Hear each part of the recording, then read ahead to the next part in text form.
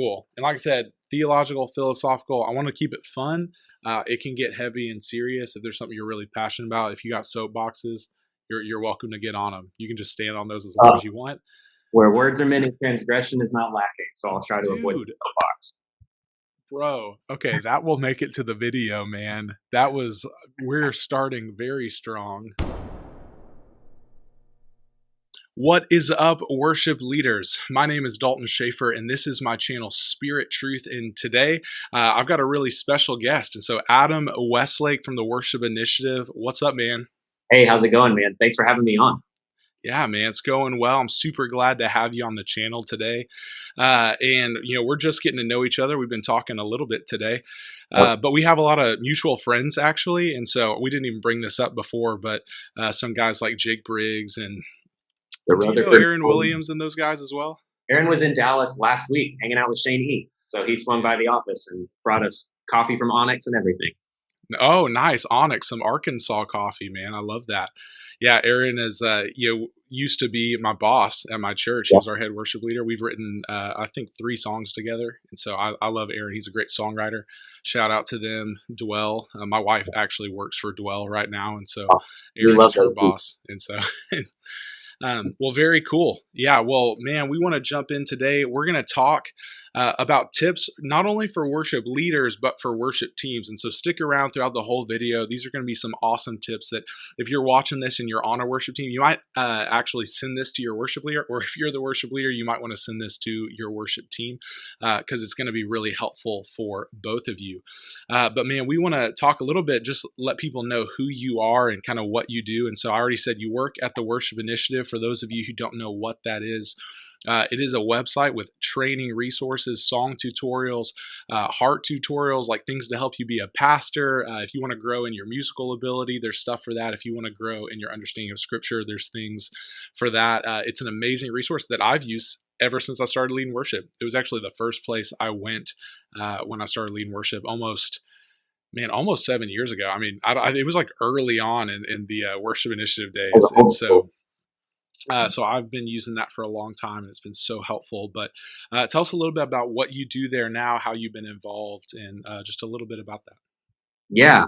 Well, man, thanks again for having me on. I've been a part of kind of the Worship Initiative ecosystem, the WECO system, for about 5.5 years. I graduated from college and just sort of accidentally got connected with the Shanes, interning for a buddy of mine who they hired to come do some work for them, and ended up just sort of getting to help out on records and by like setting up microphones. And then I've started playing for a couple of years. And then I came on the team 2.5, 3 years ago. And we all wear a lot of different hats just because we're a small team. We're growing a little bit now to where we get to sort of specialize and narrow our focus. But I give kind of primary, or like most of my time is spent in sort of the Worship Initiative music, like album land. So my title is audio manager, which means I am in charge of making sure things get captured well. And then I kind of oversee the editing and mixing process of the albums. And then there's a guy that I work with here named Corey, who is so much smarter than me. It's crazy. And he handles a lot of audio stuff too. He is so good at his job and so technically proficient that he frees me up to kind of be an airhead and be really artsy and all that, because he can handle all the nuts and bolts. So I just give a lot of oversight to kind of the recording and making of music, and then help give oversight to some training resources and just sort of general, like 10% of my time is on that. Another 10% of my time is brainstorming with the team on like where we're going, helping execute vision. Very cool. Yeah, I love that, man. Yeah, if you watch any of the videos, I mean, you may see him playing guitar or tracking different stuff. I love watching all y'all's stuff that you put out. Man, I actually learned how to play keys from watching, like start to finish. I started learning at the very beginning of 2020, and now I'm leading from keys tonight for our youth group. And so that's amazing. Man, if you want to learn a new craft, it's a great place to go. And that's Shane and Shane. He said the Shanes, and you also said you wear a lot of hats, and I'll just plug this, man. Shane and Shane hat. They got a lot of merch, and no matter what hat they're wearing, it's going to have some Shane and Shane logo on it. Shane E loves him a good logo. Come on, man. I love it. Well, like we said, so glad to have you on the channel. And you serve not only as a guitar player, I think you play some keys too. I've I seen do a little bit. Maybe I watched a live stream from your church during quarantine. Are you at Northway Church? Yeah, the Northway Church. So what used to be the Dallas campus of the Village, we rolled off 2019 and our own church. It's great. I love it. Been there for almost 9 years. Very cool, man. I love that. And so you served as a guitar player, keys player. You've also led worship up front. You do some singing and leading. So you've kind of sat in both seats. And so I think you have a unique perspective on the conversation we're going to have today. But what we're going to talk about is basically, as someone who has served in both roles and has served with some great worship leaders like Shane and Shane, what are some best practices? So kind of from the back, what are some tips you have for worship leaders? Some things that maybe you've seen great worship leaders, maybe the worship leader at your church now, or Shane and Shane, or whoever you've served with in the past. What are some of the best things that you've seen them do to help set you up for success? And so you can just talk about that for a little while. Man, that's a great question. And there's such a broad spectrum of kind of best practices or not best practices, ways of doing things. And so, I've had a chance to work with or be a part of a lot of different teams. And so, man, I think the thing that there's almost maybe two kind of lanes that people come at these things in. And when both of them are strong, or when I've found teams to flourish, and when one's lacking in one area, or when one's lacking, the team seems out of balance in some ways. So I would say those two areas would really be the sort of like pastoral side and the practical side. And so, not that being a pastor isn't practical, but it would be the shepherding side and the songs side, like caring for people and setting up people well to do the things that we're asking them to do. And so people like Michael Bleeker, who used to be at the Village and is at Citizens now, people like Grant McCurdy, who's at the Village now, Josh Duncan at Northway, Logan Walter, those people, the thing that has just made it such a joy to serve with them and underneath their leadership is both of those things feel really strong. So there's really good preparation on their end in terms of, here's the songs we're doing, here's what key we're doing them in, here's the right recording that's attached in Planning Center, here's the right chord chart that's accurate, it's the chord chart for the version that's linked. There's just some of those like pragmatic nuts and bolts things that is not super like artsy and creative and fun, but like sets all the structures up for when you're all together to get to do artsy, creative, fun things. And also just sets your team up to not be distracting, and you're removing distractions from ever even having the option of coming up in some ways. But if you emphasize that too much, then what happens is you can almost sort of feel like, as a team member, man, I feel like this worship leader's got a little bit of an iron fist on, this is exactly what we're doing, don't change it, and it's like, and it feels like I'm more just a cog in the machine of making things awesome for what they want to do, instead of like, man, I'm a part of this church and under them as a pastor or minister before I'm a volunteer. And I feel more like I'm just a resource to be utilized than a person to be loved. So that's the practical side. When it's really healthy, the team feels prepared and feels cared for, feels ready to go. If it's only that and no relationship and no shepherding, then it's, oh, I'm just here to make this thing that you want to be awesome.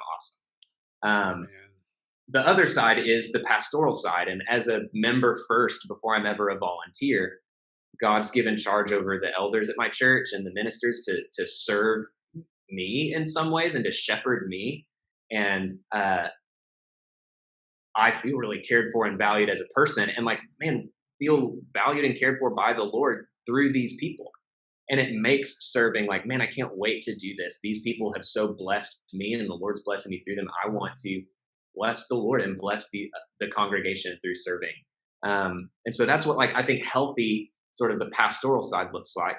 But if it's only that, and it's just like, man, I just love you and I just want to make sure you're good, then, but there's no preparation on like the practical, just logistical side, then it's almost like, I get that you like me, but it's really frustrating being around you when we're doing this because I'm Yeah. confused and we're wasting time and we're getting up super early on Sundays and it's just like frustrating. I don't really want to do it anymore.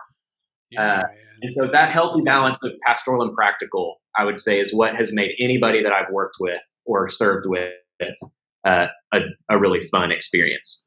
Yeah, man, that's so good. I love that you say pastoral and practical. We say something at our church a lot, and it's something that our whole team picked up when we went through the 10,000 Fathers Worship School with Aaron Keys. And Yeah. it's this idea of character and competency. And it's Yep. really, really similar where we kind of have these like four quadrants. And it's like you have high character and high competency, and that's up in the corner. You have low character, low competency, and then obviously Yep. the other two. Mm-hmm. Um, but we talk about if you have a high character, you're really pastoral and relational, but you have low competency. Maybe you're not good at setting up and the practical side of getting the music ready. Then we talk about you're limited in a lot of ways in how God can use you, and God can use anybody, and He will. But doors aren't always open to those people in the same way. It's like there are some practical aspects of worship leadership that Mm-hmm. if you're just not able to do them, then you're not going to be able to lead in some spaces. But yet on the other side, if you have really high competency but low character, then you're really dangerous. You might have a lot of doors open to you, and man, you're the most talented guy ever, and you get elevated to this position, and yet your team feels like they're just a cog in the machine, and like they don't really have any value outside of accomplishing what you want to do. And so we call that dangerous. And then, but when you're high in both, we would say that's unlimited in the ways that God could use you. You'll have doors open. Your team's gonna flourish. And then we always kind of joke, if you have low character and low competency, you're just kind of irrelevant for for the worship leader conversation. It's like you really should not be allowed to lead. You're not able to sing, play, lead a band, love people. You really don't have a lot of. God can redeem that though. If you're in that zone, you feel like you don't have those skills. Keep watching videos like this and grow and go get on the worship initiative and start growing in both of those things. So you guys have not only training crafts for music, but heart Yeah. training, which I love, craft training, heart training. But man, that's so good. Anything else for tips for worship? I mean, that was so good. I mean, I don't know if there's anything left to say, but or we can move on and talk more about tips for your worship team. What are some things now? Hopefully, worship leaders, you're practical and pastoral in the way you approach your team. But now, for those who are on your team, how can we shepherd? Maybe it's something for worship leaders to shepherd their team, or maybe they can just send this video and listen to you do it because you're doing a great job. But what are some tips for the worship team? What are some ways we can, if we're playing keys or drums, or maybe we serve in the tech booth, what are some things about our heart and preparation that's going to help set our worship leaders up well, set our congregations up well, help us engage in worship so that we're not just going through the motions? Yeah, what do you have on that, man? Man, I mean, you could talk about that for so long. Yeah. Something that I've been kind of exploring recently, as I've been reading through Scripture, is thinking about the idea of the priesthood of all believers. And I think we talk about that of like anybody can like love and serve and evangelize, which is Yeah. true. That's part of what that is. But I also have been like, man, but the word priesthood was used in a really on purpose way.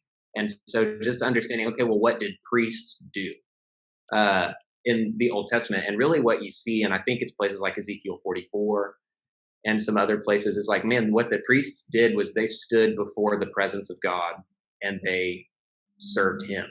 They, Yeah. some other folks that I love and listen to will use the language of like ministry to the Lord. Acts Yeah. 13 uses that language. And so that idea of, man, what we're doing is we're seeking to serve and bless God, and minister to his heart. Really, we really actually can. I think sometimes out of a fear of making it sound like we don't believe in justification by faith, we shy away from things like, man, we really actually can do things that make God happy. And we really can do things that bring a smile to his face and like Yeah. joy to his heart.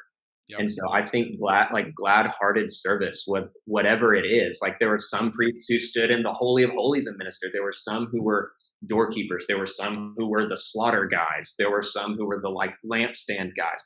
And they all served before the presence of God and sort of maintained the house.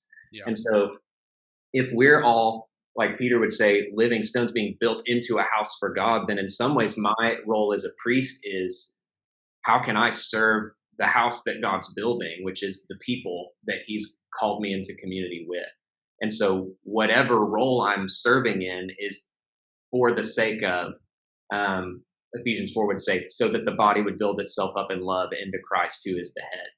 And Yeah. so whatever the role is, that's what everybody's doing. And Yeah. so That's good.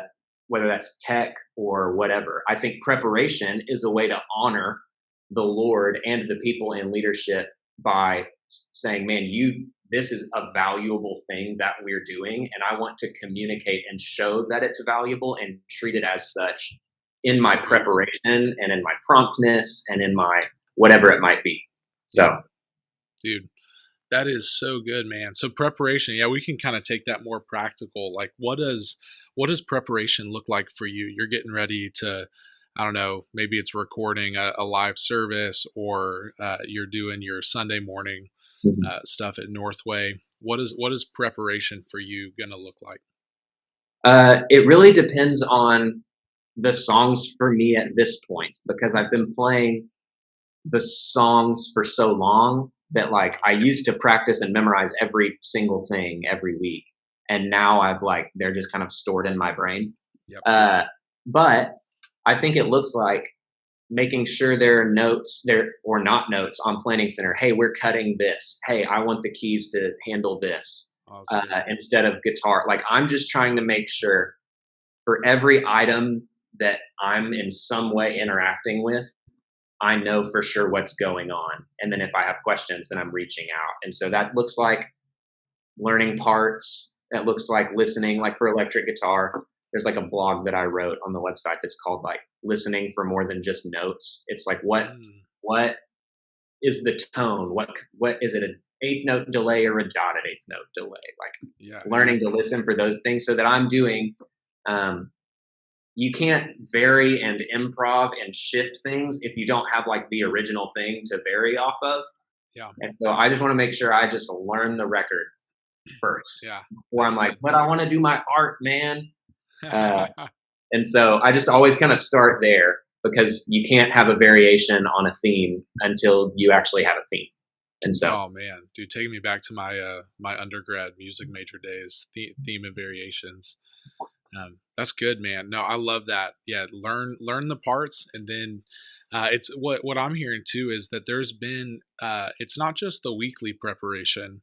There's some long-term preparation. There are years of playing guitar and learning music theory and inversions, and you've learned some of the craft of playing guitar and keys, so that when you approach a Sunday, man, there's already a lot there. Like you've already learned a lot of the songs, you've memorized parts. You also just know, oh, there's a high inversion here. You're not having to learn how to pick out the notes of that. right. And so, I think and if that's you're a big not part there, that's most people. I would say, and not like I'm awesome and I'm not most people, but like most people don't have the luxury of like their day job being music. Like most people that are serving at church are like, I use the illustration of like the 42-year-old accountant with 3 kids. Like they don't have time, nor should they maybe, to like become so proficient and like they've memorized all this stuff. So it's like that's why we create what we do at the Worship Initiative, is for the people who are like, man, I want to learn more than just notes. I don't want to just be a mimic. I want to be a musician, but sometimes I need to just learn the part because my kids are freaking out and I have 46 minutes to practice for this Sunday. And so we've tried to create resources for people who are kind of in those like normal people ways of life. Yeah, man. Dude, I love that so much, because I think in one aspect, it's like, it's okay to be a volunteer at a team and have a family and take care of your family first. Yeah. And if taking care of your family and making sure you do your job and that your family's provided for and that you're shepherding them spiritually and all the things that go into being uh, part of a family unit, Yeah. like if you can take care of that and it only leaves you a few minutes, uh, one, that's okay and that's good. You need to take care of your family. But two, there's also ways that you can still do things with excellence in a way where it doesn't, saying like I have to take care of my family doesn't become almost like an excuse for like, oh, God's not worth me doing yada Right. yada, or miss notes. I always tell people, we really lean into it's a quote from John Piper, and I've heard other guys like Bob Coughlin talk about this, but undistracting excellence. Yeah. If you use the word undistracting in a Word document, it'll tell you it's misspelled. Undistracting excellence. And it's not so flashy and impressive that it distracts people, but it's also not missed notes. I think of, we're reading a scripture and we're reading Ephesians 2 that we were dead in our trespasses and sins in which we once walked. We were following the course of the world, the power of the prince of the air, the spirit. And you hear this wrong note and you're like, whoa, what just happened? Right. It's like all of a sudden it's like the power behind, not that the scripture is not still powerful, because it is. Isaiah 55 says his word goes forth and it doesn't return to him empty. It accomplishes all he's purposed for it to do. But we want people to hear the word and not hear the missed notes. Right. And so I think providing some of these things, I found out I was playing lead electric several months ago for a service like Wednesday afternoon, right before our youth service started. And I literally had 30 minutes to learn 4 songs. And I pulled up the worship initiative and all the songs were on there. And I was able to learn note for note. You could slow it down. So, really helpful resources. This is becoming a little bit of a commercial for the worship initiative. I just really believe in what you guys are doing. And so, yeah, I think that there are ways through resources like you and other people have other resources as well. But there are ways that we can still bring God our best and do things in a way that's undistracting. It doesn't have to be perfect. It doesn't have to be, performance, quote unquote.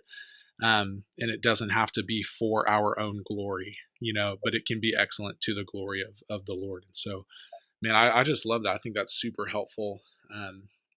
Yeah. Any other maybe closing thoughts on Yeah. that, or? I think, like as like Ephesians 4, we had talked about, like the role of pastors is to equip the saints to do the work of ministry. Yep. And I think sometimes worship leaders get there's this real pressure of like kind of keeping up with the Joneses a little bit, keeping up with the Bethel Passion Elevation Joneses of the world. Yeah.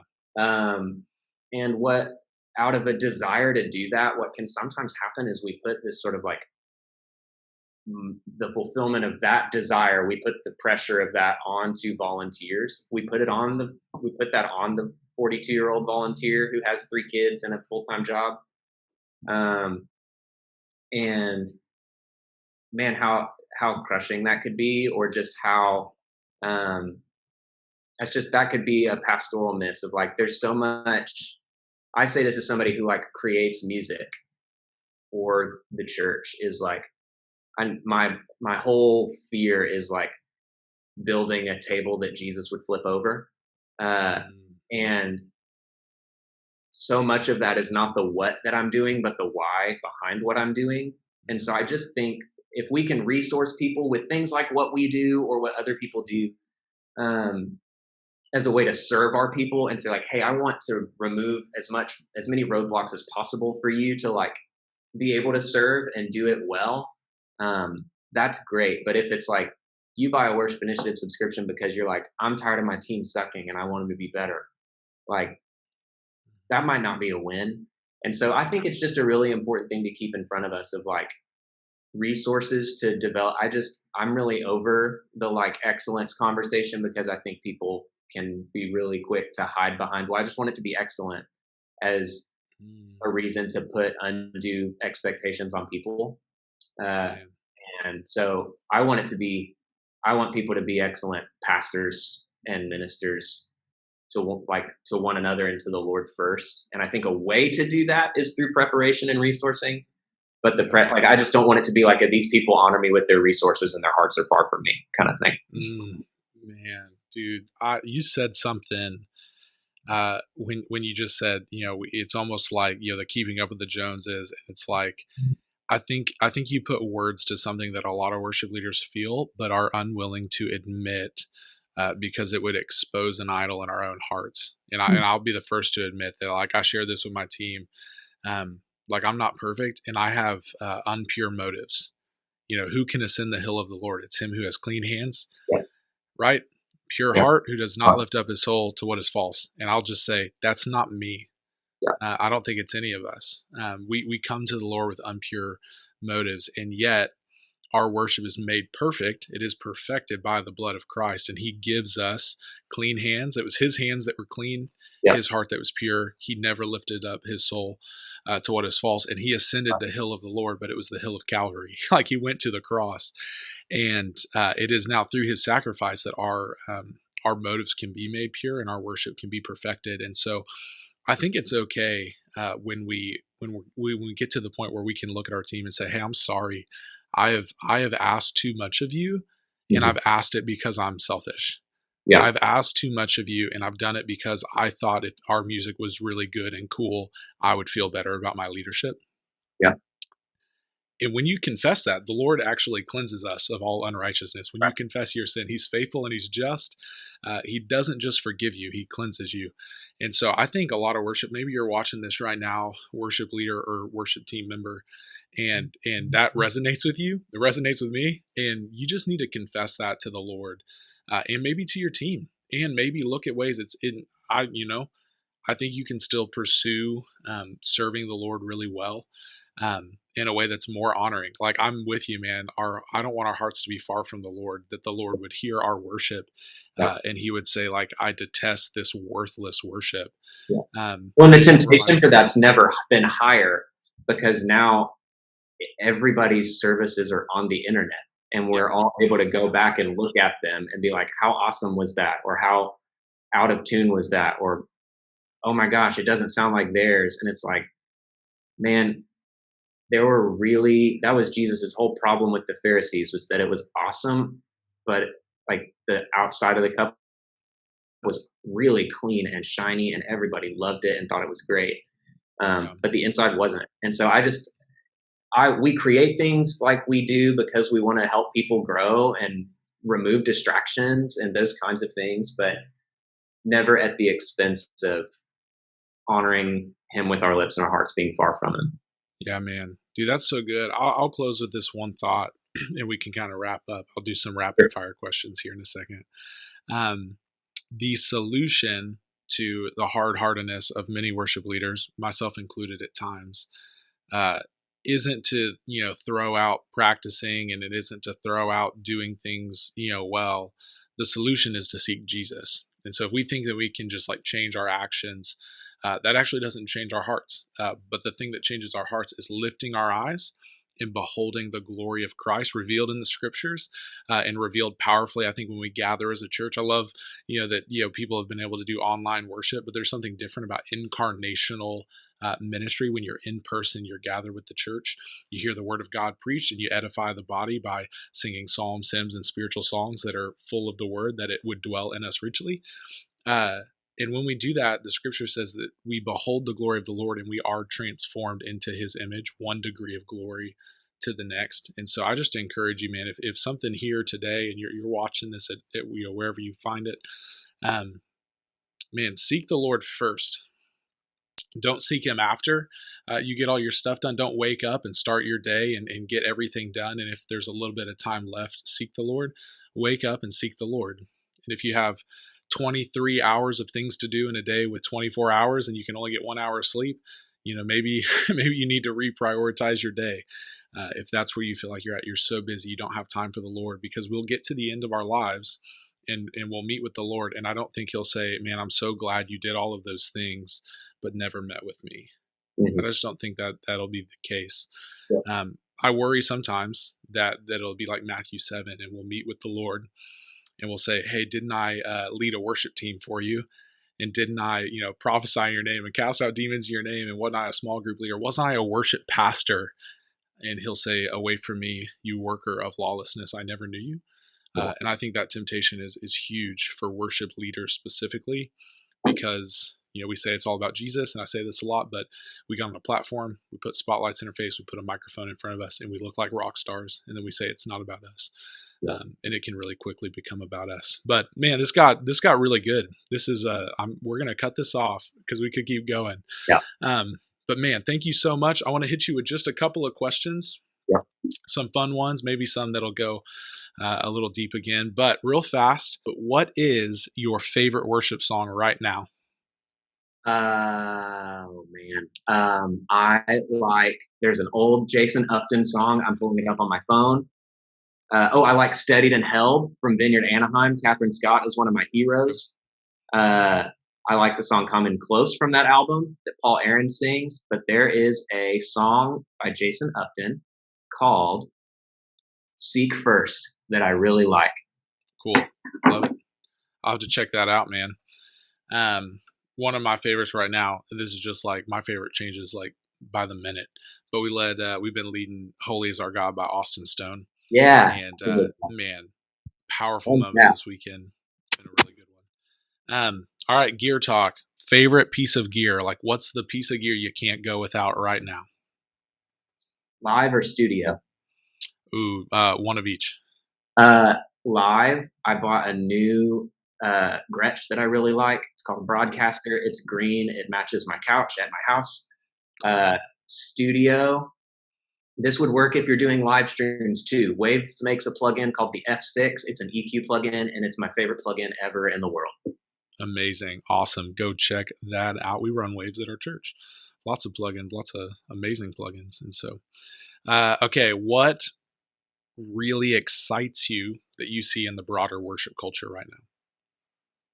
An emphasis on prayer and personal holiness more than production. That is so good. What concerns you that you've seen in the larger worship culture right now? Lack of prayer and personal holiness and an emphasis on production. Dude, that was, you couldn't have said that better just now. All right, what's the funniest thing that's ever happened to you on stage leading worship, like something going wrong?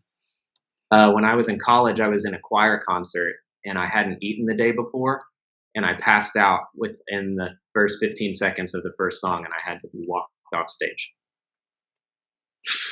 I'm so sorry for laughing. I just didn't see that coming. No, it's great. It's very funny. Man, that's good. All right, coffee or tea? Coffee. YouTube or Netflix? YouTube. All right. Those are my questions, man. Hey, thank you so much for coming on the channel. This was a joy to get to know you better. This was helpful for me.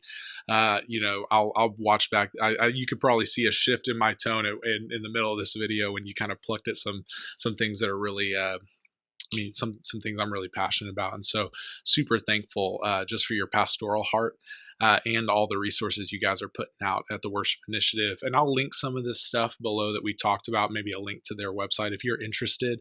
If someone wants to join the Worship Initiative, what does that look like in terms of a commitment to them? Like, cost, how much does that cost for someone? Yeah, you can sign up for a free week to just explore 100, like everything on the site. It's not limited. So there's a free trial that you can take to see if it would work for you and your team. You can sign up for a monthly subscription. You can sign up for an annual subscription. You can do that as an individual, or there's like, if you want to get it for X amount of people on your team, kind of scaling price, the more people that there are, the cheaper it gets per person over time. So it's good for individuals and for teams. Yep. And if you get it annually, if you pay it all at once, there's a significant discount. I think it's like a 50% discount, which is cool. It works out to like $10 a month. It's not expensive, totally worth it. I would say that's one of the best things that you could do to invest in your leadership right now as a worship leader, both pastorally and practically. But Adam, thank you so much, man. We'll have to do this again. This was really fun. And for everybody watching this, this is our channel, Spirit Truth. And we're all about helping you lead your church and lead your team in biblically formed worship in spirit and truth. That's the kind of worship the Father's seeking. That's the kind of worship we want to bring Him. And it needs to be biblically formed. If we lead based on our own preferences, we might end up worshiping a golden calf and be the kind of worship that the Father, is like utterly hates. And so we don't want to do that. And so I know that sounds heavy. That's what's at stake though in worship. God is real.